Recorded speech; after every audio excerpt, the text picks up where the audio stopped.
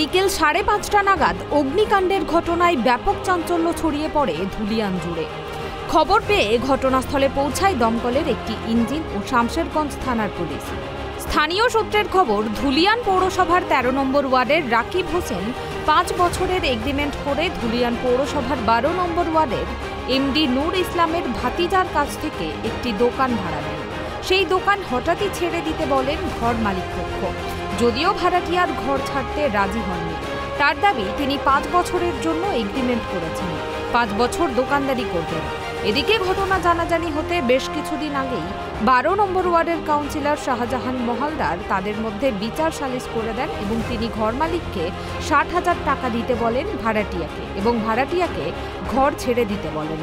আর সেই টাকা আজ দিতে গেলে ভাড়াটিয়া সে টাকা না নেওয়ায় মালিকপক্ষ দোকানে আগুন লাগিয়ে দেয় বলে অভিযোগ করেন ভাড়াটিয়া পক্ষ। 5 বছরের জন্য এগ্রিমেন্ট করা হয়েছিল, 4,000 টাকা মাস দিয়ে ওরা জবরদস্তি করছে কি উঠে যাও, 60,000 টাকা দিয়ে উঠিয়ে দেবো। আমার দাদা বলছে কি 5 বছর এগ্রিমেন্ট ছাড়া উঠবো না, তো ওরা জবরদস্তি দোকানে আগুন লাগিয়ে হামলা করেছে। যদিও মালিকপক্ষ পাল্টা অভিযোগ করেন, ভাড়াটিয়াকে 60,000 টাকা দিয়ে দোকান ছেড়ে দিতে বললে ভাড়াটিয়াই পেট্রোল ঢেলে আগুন লাগিয়ে দেয়। তখন ও বোতল থেকে পেট্রোল বেচে চালিয়ে দিয়ে আগুন লাগিয়ে দিল। কে ওটা? রাকিব।